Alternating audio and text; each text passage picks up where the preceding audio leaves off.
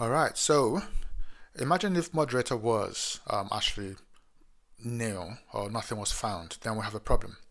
So to make sure we don't fall into that trap, we first check if a moderator has a value. And then after saving into a session, we want to redirect you after a successful login to the admin moderator's URL, which is the only other admin page we have. And we do that with a notice saying you have successfully signed in.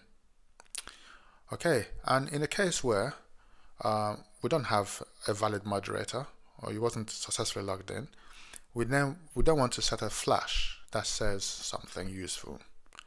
There was a problem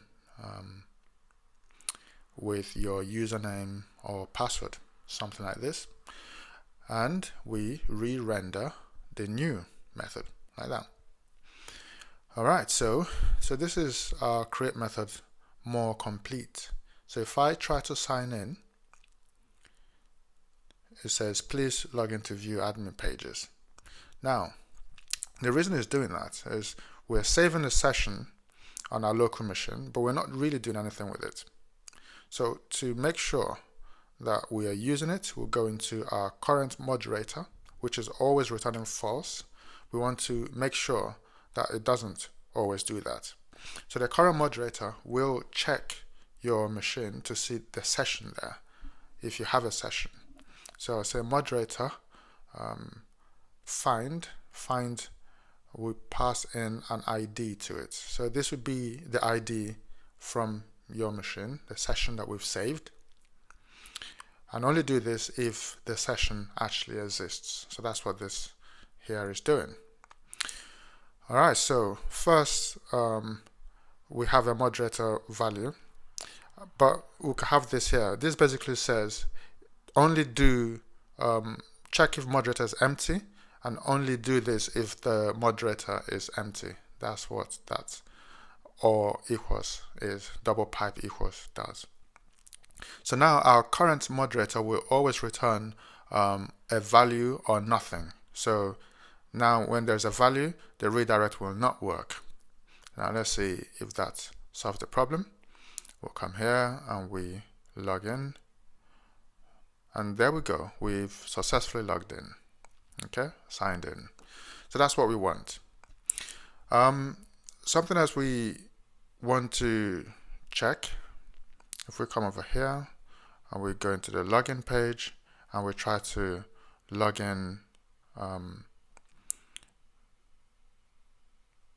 with a correct username but a wrong password, just one character. Okay, and that worked too. So that was a problem with the username or password. Okay, so our password login in page is nearly there. If we come back here, so our authorize works, it goes, our session saves things in there. So let's see if we can add a way of logging out. So if creating a session allows us to log in, so destroying a session would mean logging out. So to destroy a session, we just save nil. Okay, and then after that we redirect to the login page. And we want to give a notice so you know what is happening. So you have successfully logged out. Alright, so we need to be able to call this, so we need a link somewhere.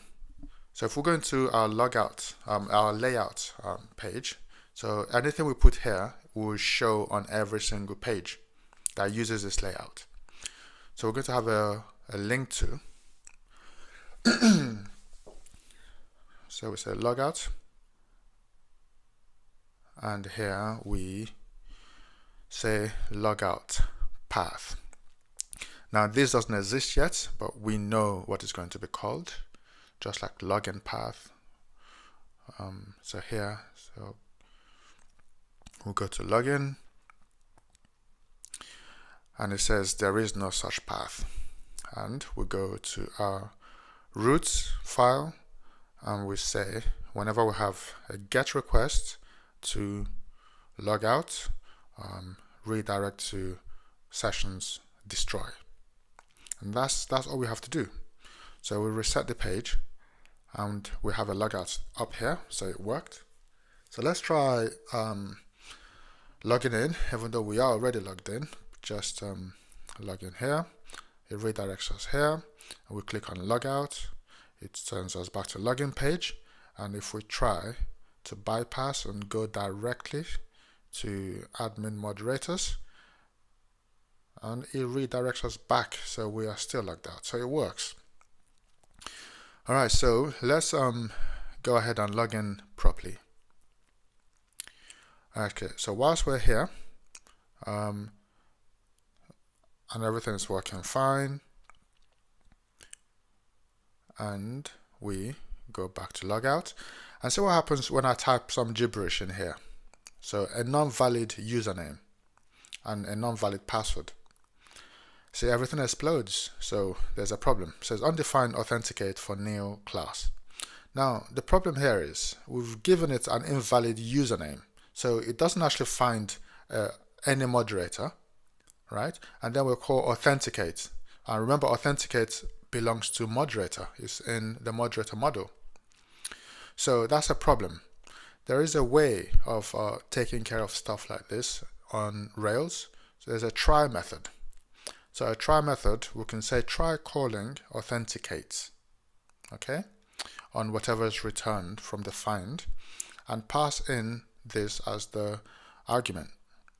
So we run this and it finds nil, and then we try to call authenticate on it with this argument. Alright, now Rails will deal with it properly. Let's try that again. So we have some gibberish for username, password non-existent, and this time around it doesn't explode, it gives us our information as we want to. So a try is a good method to use for such cases. So we're going to leave it as it is. Alright, so just one more time, try to log in with a username, and it goes in fine. So it still works, so we're constantly having to test things out. So that means that we have done this now. Can we log out by clicking on the link? Yes, we can.